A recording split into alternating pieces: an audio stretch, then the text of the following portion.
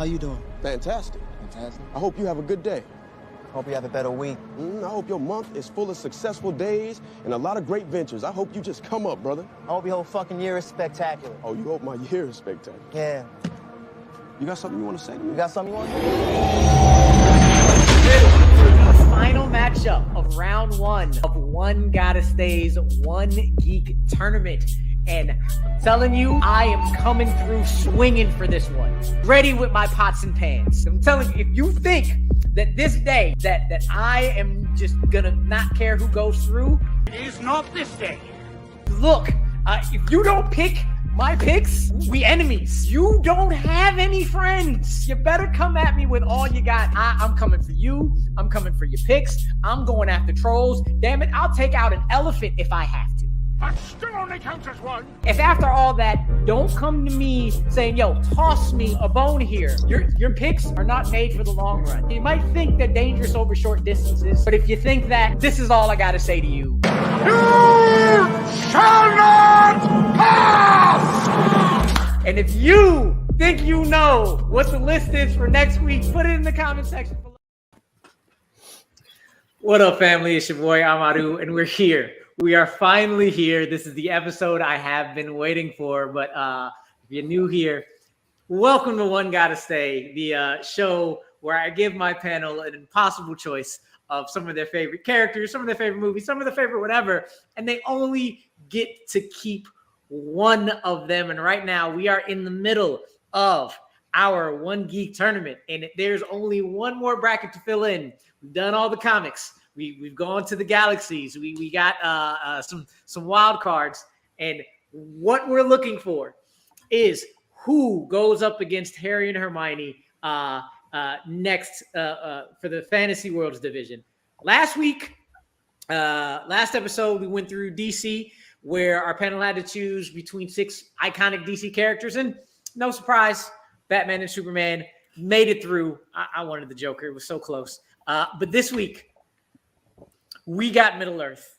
We got the one character to go through. Sam, Gollum, Gimli, Aragorn, Legolas, or Gandalf. Who is going to go through and to joining me in this illustrious panel that you see in front of you now. I know there was one name on the promotion that said it was going to be there. He had to unfortunately work at this time, had to switch some stuff up. So, of course, I had to bring in our resident Peter Jackson, man, broadcasting live from New Zealand as we speak. You know him, you love him. If you don't know him, you're going to get to love him. It's Malcolm. Malcolm, how you doing, sir? Yeah, I'm glad to be asked here. I'm definitely honoured to be on a panel with Rachel, Mara, Marisol, and Robert. They're some of my favourite people in this showdown. As well as you, of course. Thank you. I've also got, it may be hard to tell on the camera, but I've also got the One Ring with me as well. So nice.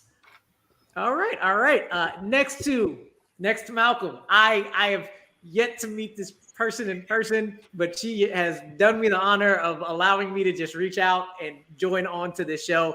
Also, I think we have half the panel from Taylor's show, her bracket with the IG. So I know this is going to be fire. I am waiting for all of the, I don't know, other words, sexy comments we're going to get from her.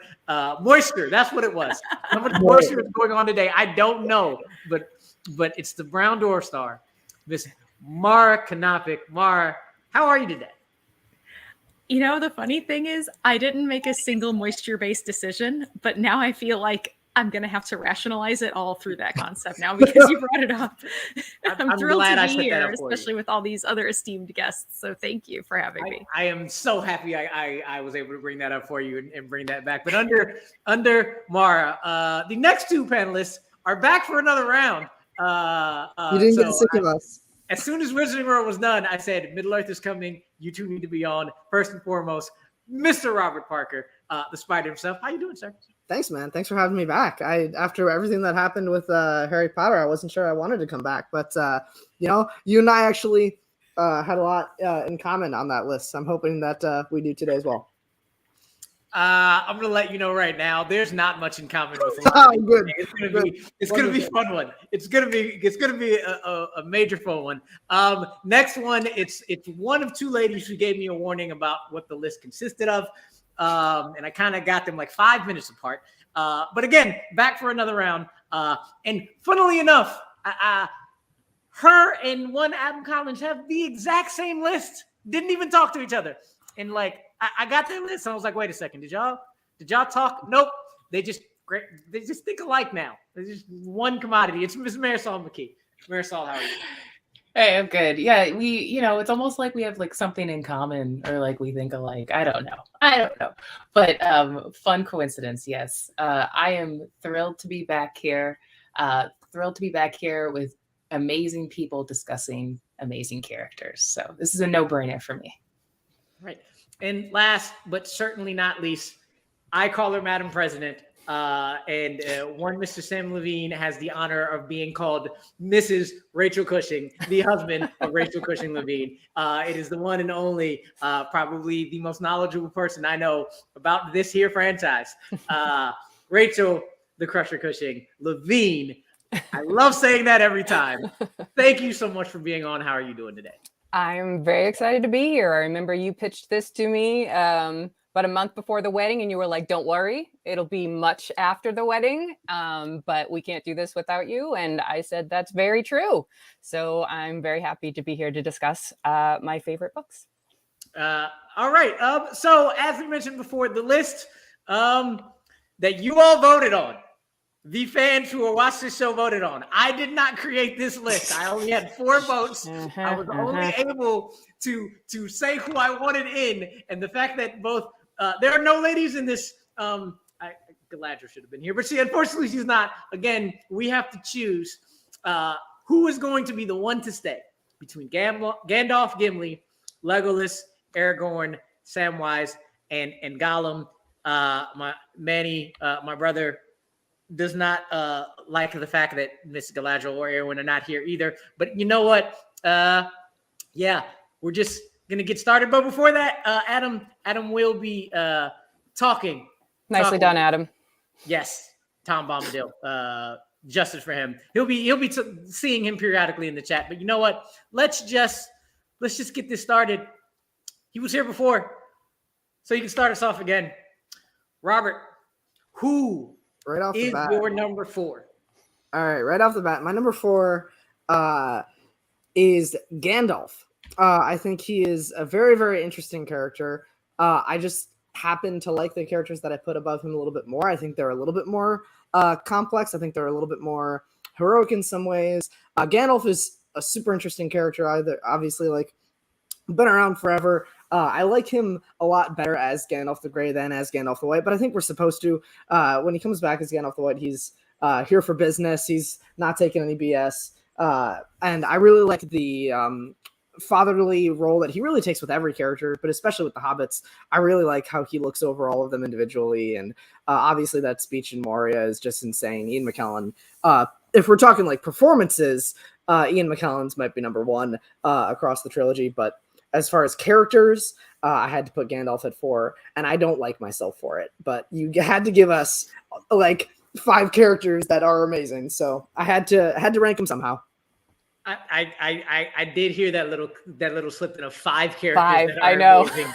Well, one of them doesn't really need to be here. Yeah, but you got rid of the man. How do you get rid of this dude? It's Gandalf, man. Everybody else who put him number 2 or below also had to get rid of him, by the way. Like, it's not. Sure, but he deserves a little bit more love than this. I don't know. I just think, I don't know. I like the performance a lot. I just think that the other characters have more to offer when it comes to like what I look for in characters, what I look for in story. They just have a little bit more complexity. I do like that he, like I said, I love the fatherly dynamic that he has with a lot of different characters. I like how he's really the one to encourage Aragorn to take up his sword and take a more leadership role. But yeah, I can't defend it. I really can't. So how does this work? Can like we jump in with rebuttals, or do we have to wait until we No, talk just about go. the character on our No, own because list? I'm not. The story doesn't work without Gandalf, and There's I no will about any say, of them, though. I Like, know, but he is the crux of it because he is the foil to Sauron and ultimately to Saruman. And I think he's a way more layered and interesting character than people get him credit for, because people think wizard and they think just like this enigma. And that sort of is where Gandalf the White comes in. But even then, to me, the biggest thing about him that makes him so relatable and so emotional, and Ian McKellen sold it to the 100th degree. I agree. I think he's the best casting choice in a sea of amazing casting choices. He is a Maya. He is this messenger from the Valar across the sea, and he is there for the greater good. But at heart, he's a much simpler person. So he has this dichotomy. He loves the hobbits, and he loves friendship and companionship. He loves pipeweed. He likes all of these things that are very personal, and he loves the individuals, but he is in a position where the greater good is more important. So that look on his face in Rivendell when Frodo steps up, he knows Frodo has to. He also knows Frodo's going to his doom, but he has to lead him there because that's his job as this almost otherworldly character. But that's at odds with the way he really truly feels. And I think that is played out constantly. And I think that in a lot of ways is the heart. I think you're right with the fathership role. That's the two things being weighed. And to me, it's so integral and it's so interesting. And it goes beyond the Lord of the Rings when you know the history of the Maya and everything Gandalf was going through before this. Like, to me, he is absolutely one of the greatest characters in the story. He's utterly essential, and he's just cool as shit. When it comes to this, I do all things considered. Like, sometimes movies way more, sometimes characters way more. With the characters, I consider everything, and it's just I would never put him this far low. Does anybody else have Gandalf at number 4? Absolutely no. not. Right, everyone else has him at 6, Summer. Come on, we can just keep moving. Yeah, okay, fine. We'll take that off of you. We'll just move it over to Mara. Mara, who do you have as your number 4? I'd like to point out that the guidance given was that I could use any reasoning I wanted when making these choices. So doesn't matter. My perspective was, who would I want with me on this journey? Like, who based on just my personality, my deficiencies, my strengths, who would best service me in a Middle-earth journey? And sad but true, I hated letting go of anybody, but my number 4 was Gimli. I'm very sad to get rid of a fellow small person. I think that Middle-earth is unfortunately very heightist. He's such a wonderful bromance character, and I do feel like I'd fit in really well with that dynamic. But sad but true, he is a little limited. They're built for speed, not distance. It's kind of a long trip. The people that I let go before this, which obviously I'm not going to say, have some flaws that would really be a problem for me. And Gimli is not necessarily a character that I had a problem keeping this long. But the people that I kept after this, I needed more. So it's not really Gimli's terrible. It's more of, he was the least of the people I loved the most that I would want with me. So that was why I let go of Gimli at number 4. Oh, I absolutely love Gimli. I'm not too angry at this. He's not where at 4. But does anybody else have him at number 4? No, not at all. So we'll see whether or not they are ahead or behind. We'll see what happens here. But we're gonna move it on to Marisol. Marisol, who is your number 4? I'm scared now with everything I say. I don't want to incur the wrath of anybody here. But you never start questioning yourself until you start hearing other people's reasonings. I'm not going to question myself. I'm going to stick to my guns, and I'm going to back it up, and I'm going to at least explain why. But my number 4 is none other than Aragorn. And I think the simplest reason why is just that there are just 3 characters that were even more essential. I think there's really no reason why I would want Aragorn to not go through. It's just that I had 3 other characters who just landed more personally for me and really spoke to my tastes a little more, even though Aragorn is absolutely in my top 4 favorite characters in this franchise. It happens to be 4. Just happens to be 4. It just so happens to be 4. But Aragorn has I'm just really just gonna compliment him more. He has a terrific story. It's an excellent journey. It's one of the best, it's not exactly rags to riches, but rising for all those people who either doubt themselves or have to go through some journey, some internal journey before they can become the people that people expect them to be. That is something that I think resonates beyond invulnerable heroes or a very basic hero's journey. And I think that Aragorn's an essential character. I can't really say anything about why. God, this sucks. I was so sure about this, and now that I'm talking about it, I'm like, well, then why is he number 4? I have nothing but nice things to say about this character. God damn it. That's because Aragorn is one of the. They're all pretty essential. This is one of the most difficult lists I've had to come up with. Yeah. Aragorn is there for everybody. He's there for everybody. Yeah, no, he is. I mean, he is, and he was the one looking out for the hobbits before anybody else. So he's very, very essential, and he, like many other characters, represents complete selflessness and complete sacrifice and commitment and belief in your friends and loyalty to your friends and loyalty to the cause, which a couple other characters do on here as well. Oh God.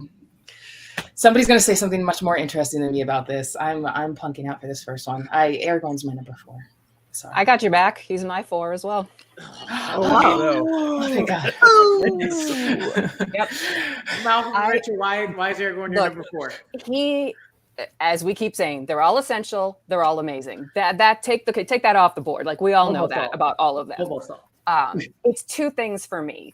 One, I think he's the most quintessential character. He's the hero you see in a lot of stories. Not that that's bad. It is a journey. It's not 2-dimensional. He has an incredible story going pre-Lord of the Rings to when he was growing up in Rivendell, and then as he was Thorongil, and then getting to the point where he is there in our story, and then getting to the point of taking the mantle of king on.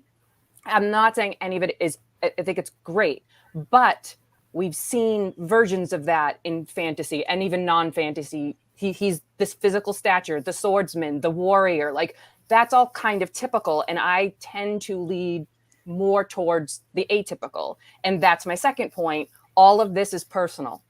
And ever since I started reading these when I was a kid, you inevitably, whether you're reading them or watching them, are gravitating towards characters and outlooks and perceptions, and you like the characters you like because maybe they think the way you do, or you understand them, or you want to be like them, whatever it is. And he was never near the top for me as the character that I most related to or that stuck out to me in some way. He's amazing, not saying he's not, but if we're doing this list based on favorites and personal impact, he's at 4 for me. I don't know if that confusion is there or not, Garth. But Malcolm, what about you, Malcolm? Why is Aragorn your number 4? Yeah, I mean, pretty much for similar reasons as Marisol, really. Like the 3 that I've got higher, I think are more essential, and all that for the plot. I really like Aragorn, and I think for me, it's Viggo Mortensen's performance in the movies which helped put him at 4, higher than 2 that I left off. But ultimately, I like the character. He's one of those ones that, because I think it's 2 Towers, he sort of isn't there a lot of it just because he's kind of flown down the river and all that, but then he comes back in full force and all that. And I think he's a great character. I gravitate the other 3 more. But just the opening of the door when he comes back from the river and you just see him in the glow. All right. They all got moments. I mean, you want to do. go that you shall not pass. I mean, come on, like everybody gets their moments. I do agree that from page to film, there are a bunch of characters that got serious, really got brought to life and upgraded from page to film. I think that Viggo Mortensen, I think that casting, something. Aragorn would not be high and as highly regarded a character if he were played by Stuart Townsend, for example. I shudder to think. I think we all do, and I think it's a testament to what the actor brought to that really does cement that character for me. So I totally agree with you with that, Malcolm. So for me, what's really funny is when I was thinking about this, I've done all of these except Star Wars, just because I didn't do Star Wars. But anyway, I've done all of these, and by far, this is probably the hardest list I've had to put together, except the easiest number 1 and number 6. My number 1 and number 6 were there right away, but literally 2 through 5 just kept going back and forth and up and down, and I was really laughing at the point that my list would be completely different after 2003 after I watched it till now, because my person at number 4 was probably my favorite character for years and years. And you want to talk about moments. Legolas is unfortunately my number 4. And I'm with Parker. It makes me really sad. No, I don't think you'll no, too high. Too high. Oh, those are fighting words. Yeah, no. Look, some people call him just like the quote unquote you need an action moment, get it to him. I'm sorry. Correct. That's like, it is by far probably 3 or 4 of the best theater experiences I've ever had in my life is watching Legolas do the shit he does. On top of the fact that it's one of Orlando Bloom's only good acting performances. I mean, like, I see him in anything else. I see Legolas. But going into it, I'm thinking he is unfortunately not as complex as some of the other characters. He is kind of just the guy who does the action stuff. I will say, giving us that we're taking the Hobbits to Isengard song definitely bumped him up a bunch. If you have not heard that song, please go do it. But for me, this makes me very, very sad because I love absolutely everything about him and the rest of them going forward. But in general, right before like I finalized my list, I was like, all right, I tell you the truth, I had him lower, and then I said, nope, I have to put him up one more time. I'm just gonna go with my gut and go favorites a little bit more. Legolas is always my favorite, but right now, he is just number 4, only number 4. And I'm the last one, so yeah, unfortunately, he has to go. And so where we're at now with our number 4s. I unfortunately gave up Legolas, while Rachel, Marisol, and Malcolm all gave up Aragorn for some reason. Mara gave up Gimli, and Robert did something. But he did it. I do have a list. You do have a list. A list was generated, but we're going to continue on. Rachel, you're number 3. Okay. Everybody keeps talking about how hard this was. And I completely agree, because this nearly gutted me. But it's more for bigger picture reasons. And also this, I'm going to lean more towards book than to movie. But it's awful to say, but Legolas is my number 3. He should have been in the top, but I don't think the depiction in the movie is quite as good as it is in the book. I love elves. Okay, y'all know that. Everybody knows that about me and Lord of the Rings and, the Silmarillion and the bigger picture and everything else. Like, the elves, since I was a child, have always gravitated towards those characters because they represent an outlook on life that I understand. And it's about nature, and it's about harmony, and it's about gracefulness and wisdom. But the more you read Tolkien, the more you realize that there are other facets too, and that it's not all black or white. There are a lot of gray areas. I mean, if they ever do anything with the First Age and that entire war, like there's some elves that come across really bad. So they, to me, as a race, are my favorite. Now, if this list had Elrond or Galadriel on it, they would be in my top 2. Legolas, I very much like, and have always liked since I was a kid. He is a younger elf. He's slightly more impetuous. And the most interesting thing about him is he kind of starts off as this grim, kind of snobbish character. And then his relationship with Gimli is the thing that sort of opens him up. And he's a much more compassionate character at the end. Again, I'm not entirely sure the movies really get us there. But I feel that in the book and in general, the entire elvish culture is something that I love. So it had to be at least in my top 3. And yes, all the badass movements. And I just can't even tell you, I was the kid running around, with a bow and arrow. I was like, I want to be an elf and I want to be Legolas. So there it is. Does anybody else have Legolas as their number 3? No, I don't believe this. Based on what you're saying, Robert, you definitely did not have him in number 3. So just keep it going. Who is your number 3, sir? My number 3, I honestly, my original list had this as number 1. And then I took a step back before hitting send and rethought about it and shifted it around a little bit. I think one of the most interesting and complicated characters in all of fiction. For number 3, I chose Gollum / Smeagol.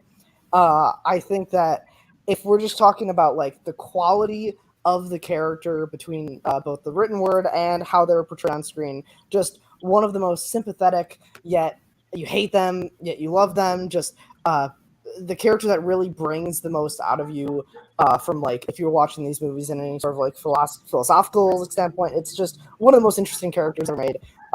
Andy Serkis brings this character to life in so many ways, even just between the Riddles in the Dark scene, The Hobbit, all the way through into the trilogy. I love this character. Obviously, I don't like love everything that they do, but I love the duality. I love the way that it's shot, mirroring the screen. I love how Frodo has to.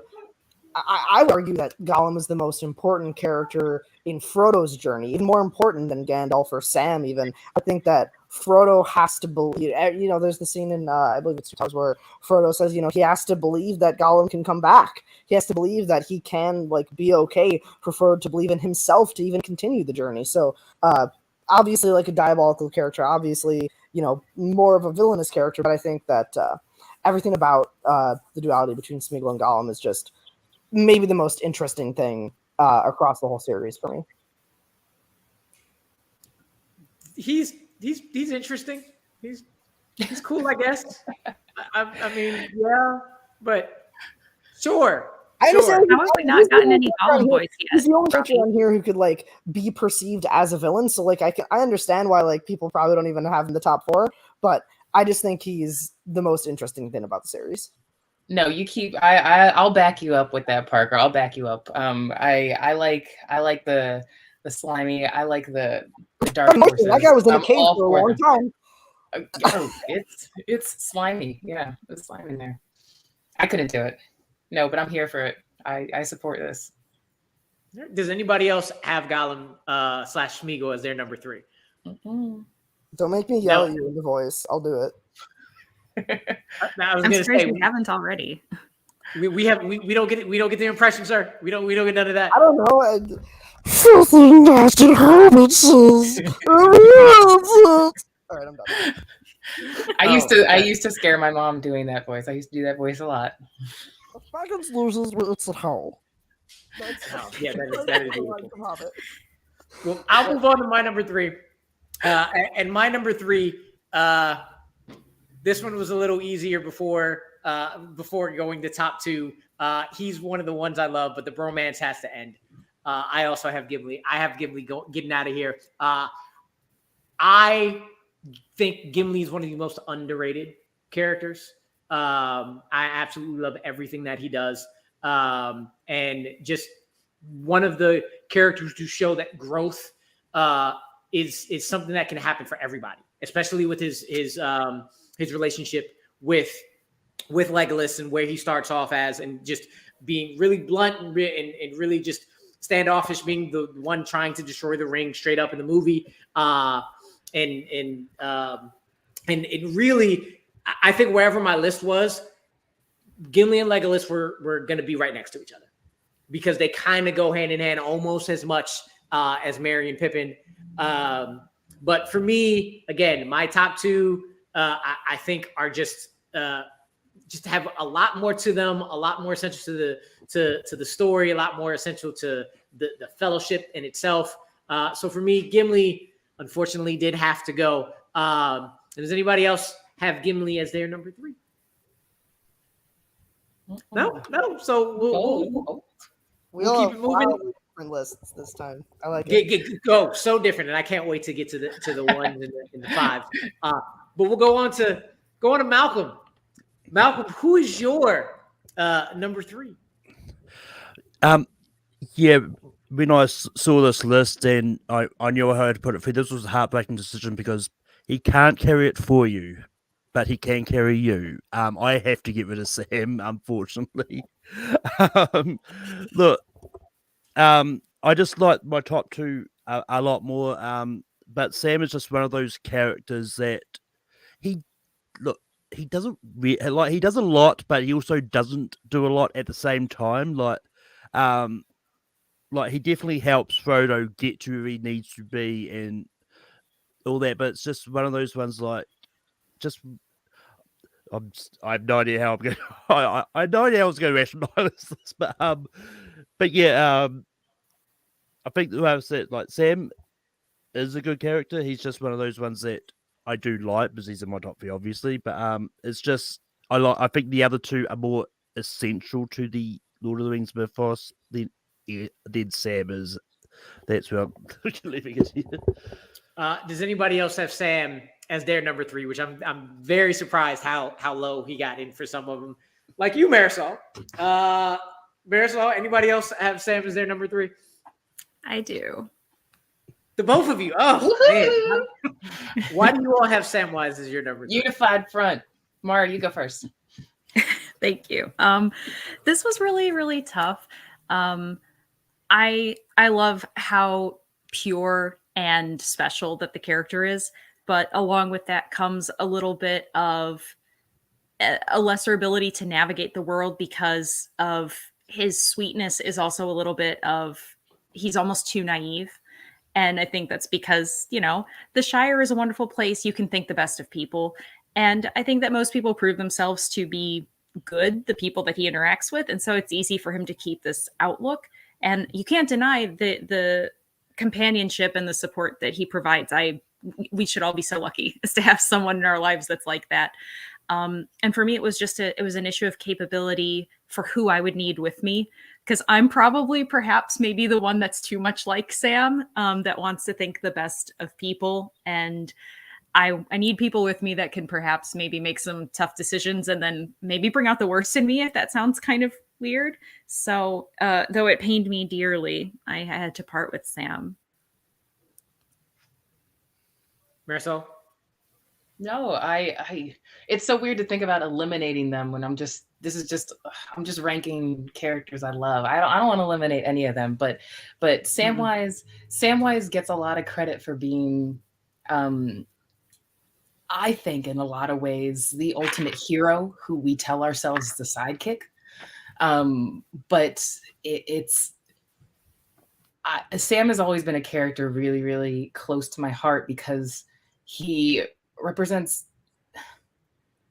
just stubbornly, just unwavering loyalty. I mean, in a series of characters just spewing just these virtues. And Sam has some of the best, I think, that the series has to offer. And in spite of all the things that people say against him, not that bright, not that capable, not that strong, not that witty, he is in a lot of ways the most fearless, because he doesn't let any of those things stop him. Never accepts that. Like brave hobbits before him and brave hobbits alongside him. He doesn't. He says a big F you to all of that and is such a workhorse and is like the AA sponsor that just won't quit. Like for Frodo, and he just literally carries him. And I think that as we've pointed out, there's so many characters. There are a lot of characters. It did take a village to defeat Sauron, and there's all these pieces, all these chess pieces. If one of these major characters didn't do their part, we wouldn't have succeeded, and the One Ring wouldn't have been destroyed. But no more critical than like right there in the red zone, like down the home stretch. I'm throwing all sports metaphors into this one is Sam. And without a care in the world, without being disillusioned about the whole thing, knowing he's going to die, preparing, even though Frodo's really pessimistic about this, Sam accepts his mortality, but he doesn't internalize it and let that distract him from what they're there to do, which is a tall order to ask from somebody who's never left the Shire, who wasn't even supposed to be a part of this, but just throws himself there. In the ways I find Sam more heroic and courageous than Aragorn in a lot of ways, because there's no predestiny to any of this with him. It's just the sheer will and power of character that pushes Sam to do what he does. And I think that really makes him stand out in this series. And I hate eliminating him. But it is one of the reasons why he's always been one of the most important to me. And I think it's so easy to be dismissive. It's easier to be surface level dismissive of Sam, but I think he is truly one of the most courageous, truly selfless, and most important characters in the entire series. But not Sam also has a much higher moisture factor than people give him credit for, and he was done super dirty as a character in the Ralph Bakshi version. Like Sam was done real dirty. Mm-hmm. It's tough. It's a tough watch. I mean, how can you compete with those legs, those thighs on Aragorn and the Bakshi version? You compete with hairy feet. That's what you do, or at least you try. All right. So with that, we're down to our last four. Two of these for each of us are in our top two, and two of them are in our bottom two. I got rid of the bromance. Gimli and Legolas are gone for me. Rachel has Aragorn and Legolas gone, while Mara has Gimli and Samwise. Marisol got rid of Aragorn and Samwise, while Robert got rid of Gandalf and Gollum, which again, I'm not too sure about. And Malcolm got rid of Aragorn and Samwise as well. So before we get into our number ones, who everybody saved, we're gonna get into our bottom two, our 5 and 6, who we didn't care about. And again, for me, my number 6 was really easy. I don't care about the character as much. My number 5, very honestly, was number 2 at one point, and dropped all the way down because I just remember as a kid, I did not care for his and Frodo's relationship going through it, and then going back through the book. I really was not feeling. I wanted to leave them as soon as every time they went back to their story. Samwise is probably one of the most important people in this entire thing, but I get bored, and I'm just like, all right, that's enough. And Gollum, I could give two shits about. I really don't care. I don't at all. Fine, he's interesting. Fine, but enough. You get annoying a little bit. That talking to yourself scene was good enough, but it was easily when Robert said one didn't need to be here, that was the one that didn't need to be here for me. So that was my 5 and 6. But for Rachel, she got rid of Gollum and Gimli. So she didn't care for Gollum either. Rachel, why do you have those two at your bottom? Gimli was easy for me. Sorry, just not a dwarvish girl. I think they're the least well-developed of all the races in general. I know that Gimli is actually meant to reflect that and to be the one that grows the most. And while I agree that he does, I still feel that the entire outlook, it's so male and so impetuous and so like rooted in, I mean, they're greedy and they're just, to me, they're just sort of the anathema to the kind of characters that I often relate to. They're cool. They're good in a fight. They can sprint. I mean, and I really do love the relationship Gimli has with Legolas and also with Galadriel. you know, the whole thing that she gives him 3 strands of her hair. And the backstory with that is that in the prior to the first age, she refused to give any strands of her hair to Feanor, who is the first elf to sort of like screw everything up for everybody. He created the Silmarils and made an enemy of Morgoth and, you know, thousands of years of war thanks to this guy. So she, you know, said no to him, but said yes to Gimli. So it does say something about him. But on a personal note list, character stuff, this is pretty easy. Gollum kind of was too. I do agree he's very interesting. He's the worst case scenario example of what the addiction of the ring will do to somebody. There is a dichotomy. The reason why I put him in 5 instead of 6 was Andy Serkis. He really did layer some empathy. I will never sympathize with him, but I can empathize with him. But I think that he had a kernel of evil in him from the get-go that the ring latched onto. I mean, the guy saw the ring for like a split second and then killed his best friend for it. It wasn't like he'd been wearing it a long time or had been exposed to it for a long time before he succumbed to it. He kind of did it like that. So that to me is not really much of an evolution. He's just always been a slave to it. His story comes full circle because he's the reason it gets destroyed, and I like all of that. But in terms of personal favorite characters, neither one of these sort of are things that I tune into. So it is said Smeagol has always been an asshole. Basically. Good to know. Good to know. Mara, why would you do this? Oh my God. Why would you do this? Okay. So again, these are very personal reasons.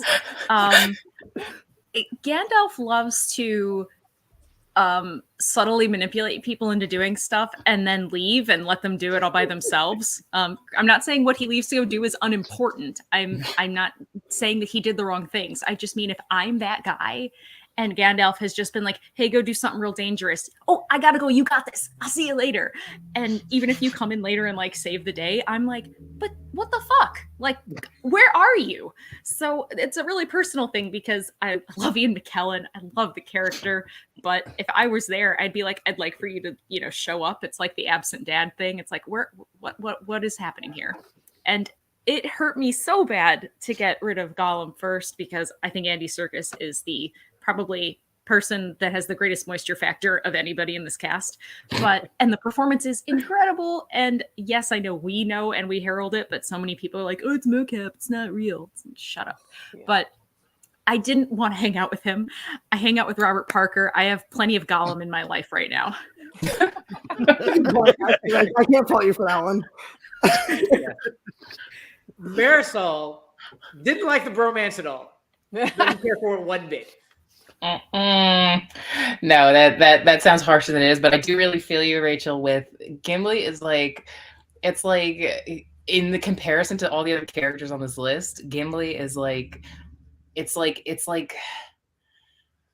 the movie Wedding Crashers. It's like, these are just so alpha male douchebags, and we want to give them credit by the end of the movie for learning to not be douchebags. And that's like their arc and their growth in the movie. And that's how I feel about Gimli compared to everybody else on this list. It's like, yeah, you learn to be a little less of a stubborn mule, but like you're still an ass. All right. And in a lot of ways. And that is all relative. I still like Gimli. I still enjoy Gimli a lot. I think he has a beautiful family. But I can't keep him. He was definitely absolutely one of the people that I was like, absolutely, he's going to go. He was the first one going on my list. And Legolas after that, more so just because, and this is kind of reducing it. I was going with the films. Like I was going with the experience of these films, how these characters translate to the screen. And for Legolas just had the least, pretty clear cut, the least depth out of the rest of these characters on this list. Of course, awesome moments. Even he made, you know, shield surfing look really cool.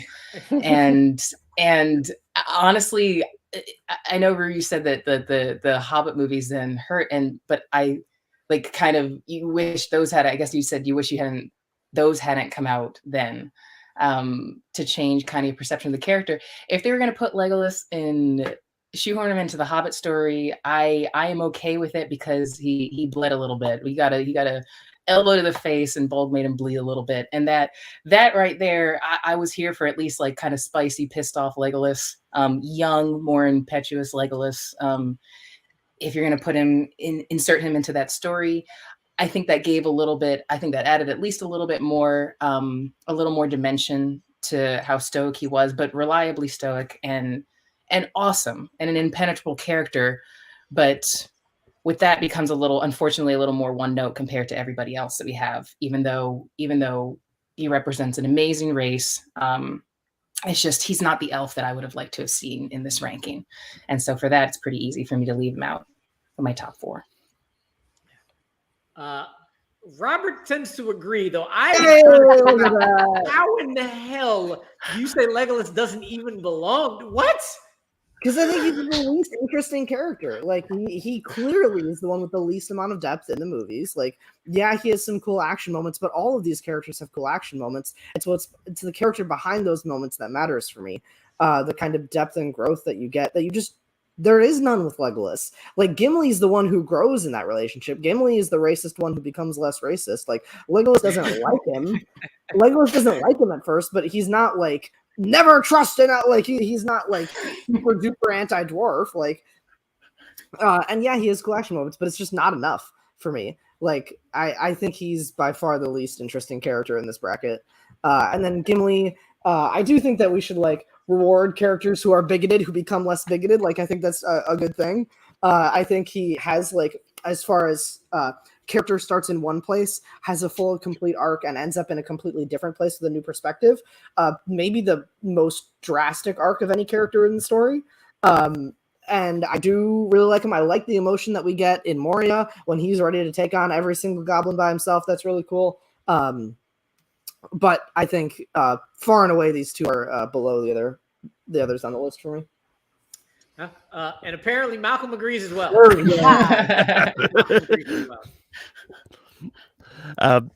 Yeah, I mean, like, just like what Marisol said, Legolas isn't the elf I think should have been here.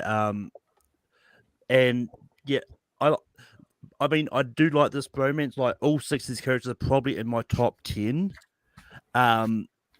But it's just, these two are just the ones that I didn't vibe with a lot. I do like the interplay during the battles when they're counting down how many kills each one has. But other than that, I don't think they have much to do in the series at all.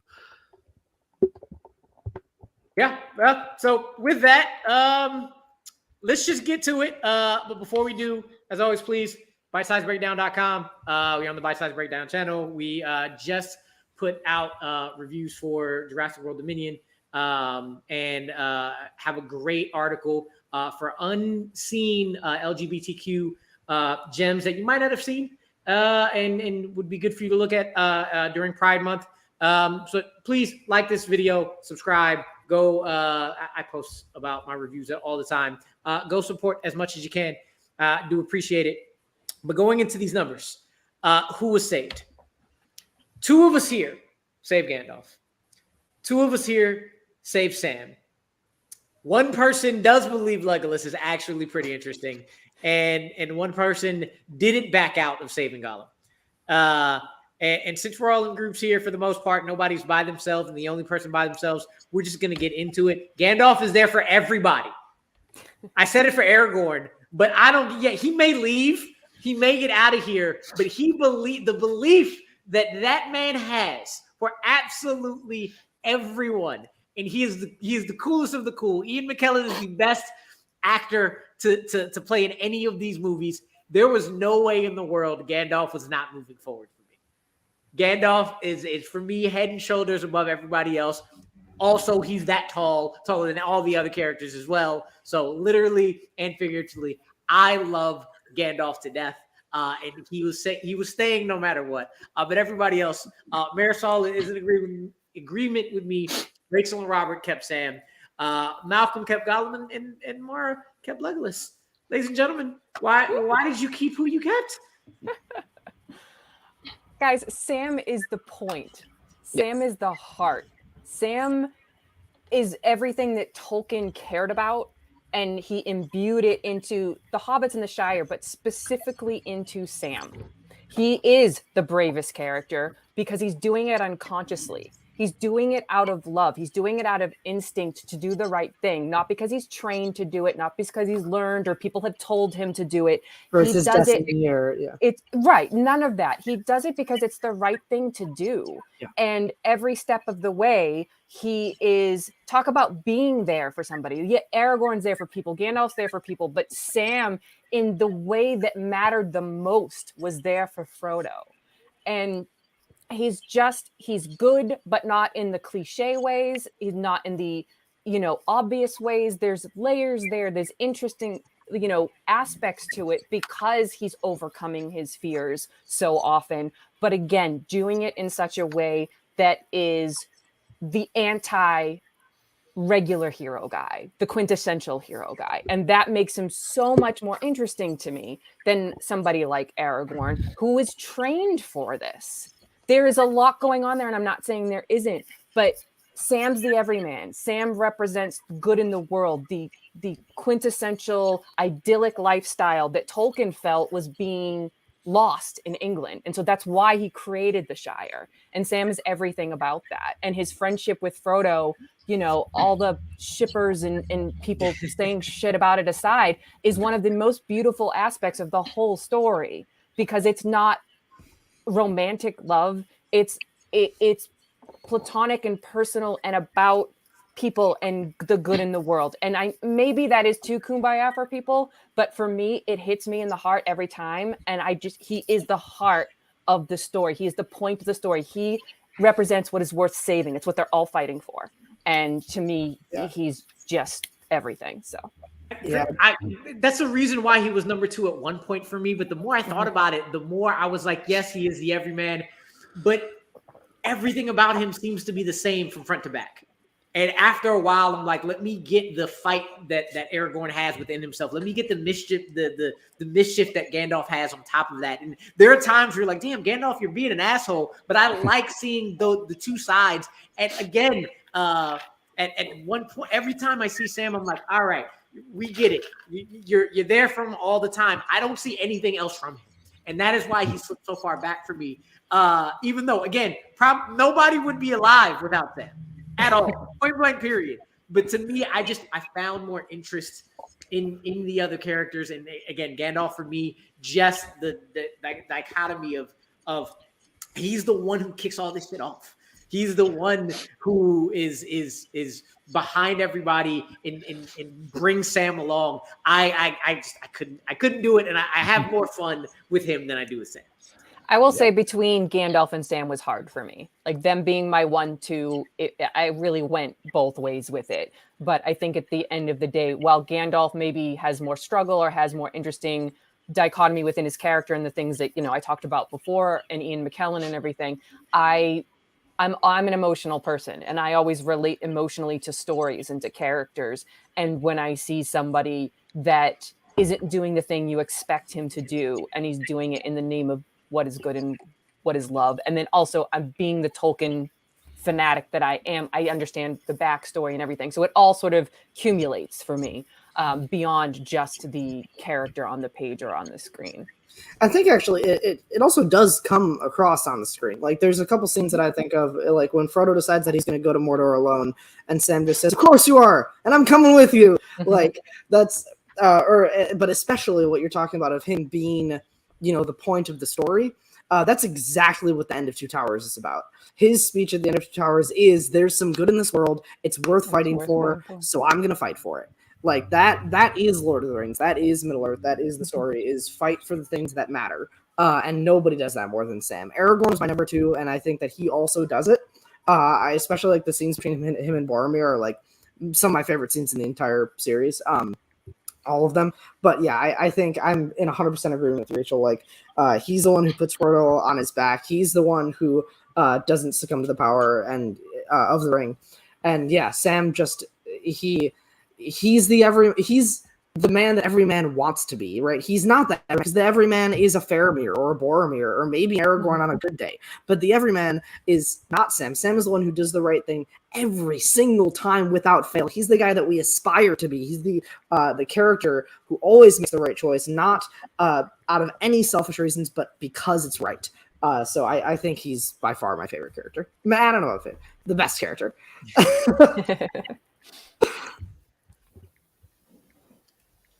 Mara, I got your list, and I actually very much assumed that moisture was a huge factor in you keeping Legolas. No, not at all. Not at all. Why'd you have Legolas? Legolas is my favorite character, and I think it's because it's the one that I most like. I think that there's many different kinds of elves, but like Legolas is a pragmatist. I like that he's very self-contained. I like that he's bottled up. I'm not a very outwardly expressive person. Maybe that's part of why like Sam was further down my list, because like I would be so uncomfortable with Sam around me all the time. I don't know, like Legolas is lithe, durable but delicate, incredibly capable. I'm a huge action junkie, so I just want to watch him like kill everything. And I actually like that I feel more at home in a bromance than I do with like a really deep emotional, like good to my core kind of a thing. So I went with the place I felt most at home and the character that I stopped fighting. The character that I felt most like. Sorry, the cats are just there. There's a squabble, but yeah, I mean, and I don't begrudge anyone keeping any character for any other reason. I realize I'm the emotionally broken person in this group of people, so that's why I kept Legolas. But yeah, like for me, like this sort of stuff. Like when I got to my top two, it was like. I had no idea which way I was actually going to go in the end, but in the end, like I looked at it as if I took one of these people out, who would be who would change the story a lot, and arguably that's Gollum. Like if Gollum never found that ring in the river, none of this story actually happens. Like Bilbo doesn't encounter Gollum in the cave. In order for Gandalf to need to go and organize a fellowship to have to destroy this one ring, and arguably, like even though, like Gollum did it for selfish reasons, like Gollum was part of the reason why that ring was ultimately destroyed at the end of the movie, because, like you could tell, Frodo was really struggling with having to throw it off, and if Gollum didn't bite his finger, it wouldn't have been destroyed in the end. So that's kind of where I went with why I decided to keep Gollum. I do like Gandalf as well. Yeah, that's where I went. And Marisol, you actually agreed with me this time. So thank you. Please just continue to tell us why Gandalf is the best at everything. Yeah. No, I realized I didn't give my little honorable mention to Gollum first. But in case nobody realized, Gollum was my number 2. So I hear you, Malcolm. Mm-hmm. I hear you. Gollum was my number 2. And so you guys know me at this point. That shouldn't be really a surprise, because I am drawn to, I don't know what you like to call it, the fucked up factor. You can call it whatever you want. But I like those dark characters. I really, really gravitate towards those, and they always make everything more interesting. And I think especially in a story like this, where it is such a ultimate battle of good versus evil, I think the gray is one of the most fascinating places narratively to exist. And Gollum is neither hero nor villain. He's just tragic. And I think tragic is one of the most grounded and the tragic characters, the tragic figures, especially in a story like this with such extremes, are the ones that we can, whether we like it or not, can hold a mirror up to. The ones that reflect the most about some of are the ugliest parts, or the parts of our nature that we just can't change, that are there, and we make choices to bury or give into. And I always relish a character that exists to just remind us how much of that push and pull, literally push and pull, between two sides of Gollum, the duality of his personality. And I think without him, this is just sheer just interest factor. It's not because, but I think Malcolm, you make a good point about him actually being important to kickstarting in the timeline, to kickstarting these events, and eventually letting everything come to play. But even without that, I think Gollum is important to remind us of the consequences of our actions and what our choices, where our choices can really lead to. And I Gollum's my number two. I can't have a really juicy, slimy, messed up character like that not slip through my fingers and not rate them high. But he's always been. I hate him. I loathe him. He disgusts me. He's repulsive, and I wouldn't take him out of this epic for a second. He reminds us of the consequences of all of this, the very human consequences of all of this. Obviously, we know the world will turn to ash and everybody will die and everything will be dust if we don't beat Sauron. But on a very personal level, he reminds us of the very personal struggle with our demons inside of us, not just the demons out there in the world. I think Gollum, I think it's an essential character. But he ain't my number one, which is Gandalf. Gandalf in all his forms. Mithrandil, he's the best. But I think Gandalf is the tentpole of this series. I think he has formed, I think this goes beyond, this might be cheating, but just beyond even just Lord of the Rings. He is, so many people since then have tried to capture this character, this role, even my beloved Harry Potter.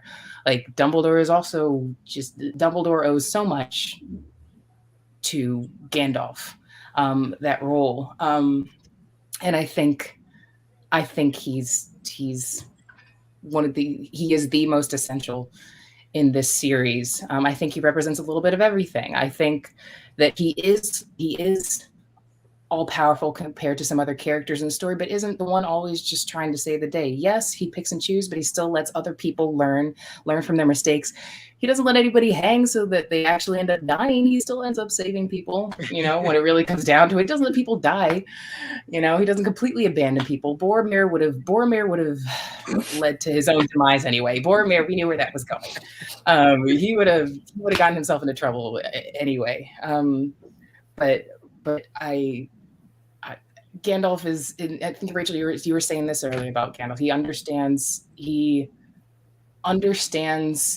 is next level. He is cosmic in a way. He's of another level, another plane of existence, and could be completely disconnected, as we see many immortal or semi-immortal or demigod-like beings in these kind of narratives are completely then detached from their humanity or the little things. But Gandalf is always very in tune with the little things. He always keeps both in play at the same time, and embraces hobbits, embraces the tiniest things, embraces the Kush, and embraces the simple joys and the simplest things, while also being able to just save the world. He is every kind of great side of all of these characters, wrapped up in one. And you guys Rue, you could probably also say some great things about Gandalf, so I'll just cut it there.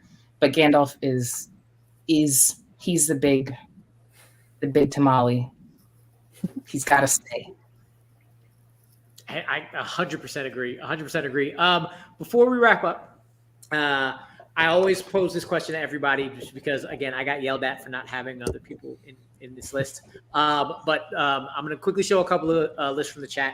But before we get to the end, who moves forward, my question for you all is, if there's a character in Middle Earth, one, you could give me a couple, but if there's a character who would shake up your list if they were on it, and that doesn't necessarily mean they'd be number one, doesn't necessarily they would be the end, but would make you think, make you pause and shake up your list, who is the character that they were included would really, really shake it up? And I'll give you a little bit of time to think about that. But a couple people in the chat, Ryan said needs a beacon of hope, and Sam and Aragorn are there for me. My brother, if you don't know who Elisar is. And what are you watching for? Exactly. He has Aragorn at number one with Gandalf there at number two. How he doesn't have the bro? Are we related, man? we really related. You have Gimli and Legolas. Okay, fine. That's fine. And then Andy has Sam as number one as well. Nobody likes the bromance. It's really sad. But for me, for me, the one character, and I'm going to keep it to one because there's a bunch, but the one character who would shake up my list, both character-wise and just because this actor is by far just one of the most powerful actors in terms of who he gets to play at all times. For me, it's Elrond. Elrond is just, you don't see him much, but he walks in the room and you shut the hell up. And again, a lot of that also comes down to Hugo Weaving's performance as well. One of my favorite scenes from The Hobbits, is when him and Saruman come in to rescue Galadriel, and when he just comes in the all gold and ready to just fuck shit up, and you're like, this is who I wanted to see, and he just utterly destroys people, and actually the quote unquote young. Yeah, just still feeling I loved it. I loved every second of it. So Elrond would make me think twice about my top three.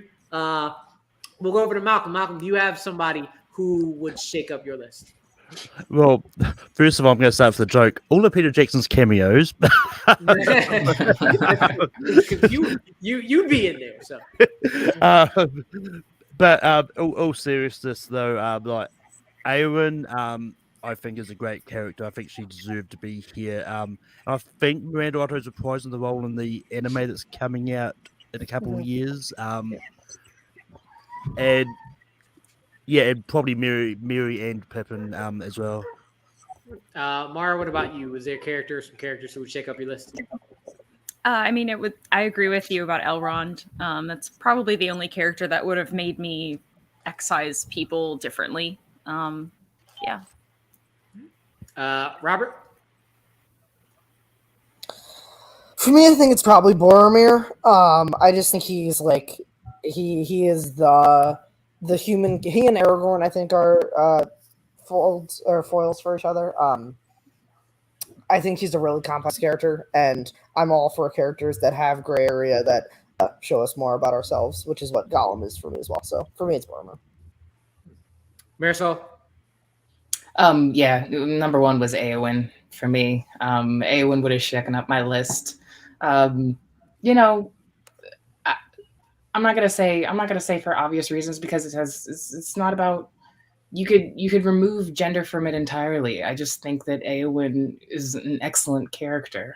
I think that journey, what she represents, no matter who you are, is a journey that you understand that is unique and different to all the other characters in the film, and is an excellent story and incredibly heroic on its own scale, and even on the scale that works in the entire series. And then even just on a personal level, Eowyn's a badass woman, and I relate to so much. It does impact when you see certain characters that you can understand, when you feel that extra layer of not only just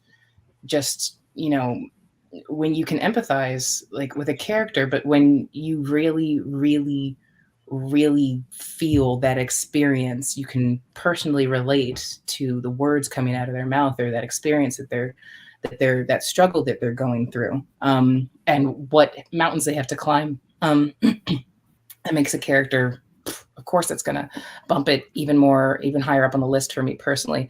But I still think that Eowyn is a tremendous character and one of the best heroes in this entire series. And Rachel, what about you? Goodbye, Gimli, Gollum, and Legolas. Hello, Galadriel, Elrond, and Eowyn. Like it's not even a con. Obviously, the elves. And I probably approached these lists slightly different than everybody else because I was keeping the books almost more in mind than the movies. And if you know their backstories, like Elrond is the singularly most interesting character Tolkien ever created. Just because he's part human, part elf, part Maya, his backstory, the things that he had to overcome, and then with his wife Celebrian and his children, he has twin sons on top of Arwen and Arwen's choice. Like, there is so much there, and you do get glimpses of it thanks to Hugo Weaving. Like, there's something more going on, and I think his scenes with Liv Tyler are very moving because you understand that, and that's the sadness of the elves is really encapsulated in his character. Galadriel, for so many obvious reasons. I mean, just look behind me. She's tested, and I love that she is tested in such a way that she does pass. And again, it's the sadness of the passing of the elves. And I'm sorry, but Cate Blanchett, you are everything to me, and you embodied a character that I have loved since I was a child in such a great way. But Éowyn would be top 2 for me because of, as a little girl, reading that this female character who feels trapped in a cage finds a way to break out of it and accomplishes something that no man can do. And how do you not relate to that? How do you not just empathize and have your mind blown by that? And she doesn't get nearly as much screen time as everybody else, but she has her own arc in the small amount of time that she has. And the whole, people often will disparage her for well, she loves Aragorn one second, then Faramore this next. And she never loved Aragorn. She loved the idea. He was an escape for her. He was an epitome, a pedestal man. It wasn't about him. It was about her feeling trapped. And eventually she breaks herself out. It's not about being with a man. She does the thing. She recovers from it. And then she meets somebody who is empathetic to her, because Faramir is one of my favorite characters too. Probably not top 6, but close. So anyway, but yeah, Éowyn would be top 2 for me in a heartbeat. So. I'm sorry. Again, I'm sorry. Yes, it's my show. Yes, I technically could choose the list, but I'm going off of what people voted, and that is what they did. They did not have any of them in there. I was hoping beyond hope, but unfortunately, it was the 6 we had. But we're here. We're here to finally figure out who is moving forward to fill in the list. As the fans voted, they had Gandalf as number 1, Aragorn as number 2, and Samwise as number 3. And to figure out who's moving forward, what I did was, if for every first place vote, we have you get 5 points. Every second place vote, you get 3 points, and every third place vote, you get 1 point based off of the fan votes and our 6 list. I was a little curious if Adam was here, how that would have made a difference. And I'll tell you, I actually did every variation with 7 panelists without Adam. If Adam was here, and it actually ended up the same each way. So as we go forward, going down, Gollum did pretty solid. Got 9 points with the 1 first place, the 1 second, and the 1 third. Gimli got the love from me, and only me. My one little point, because I gave him 3rd, just because John Rhys Davies is amazing. Don't Legolas, forget Brett Beatty. Yes, very much so. Legolas got a little bit more love because Mar gave him that first place vote, and he came in with 6. Aragorn knocks Gollum out of there. He was a lot of people's number 2, so he kept racking up those second place votes, being with 12. So he's still in it. But of course, it's Gandalf. Gandalf was there. Gandalf will always be there. So he is definitely moving forward. So as of now, it's either going to be Aragorn or Samwise. And moving forward, by the skin of his teeth, because of those votes, is Samwise. So moving forward to the next round.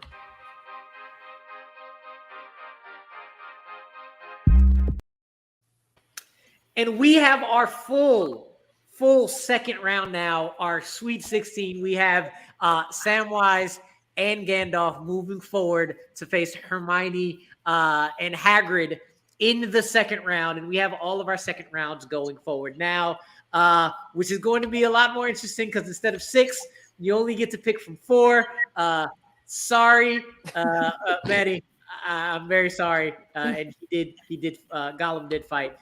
There's only 4 you can choose now, and it's the winners from each round So these next episodes are going to be really interesting. One thing, since we know who's moving forward, I usually end every show with a riddle, but that's usually when we don't know who it is.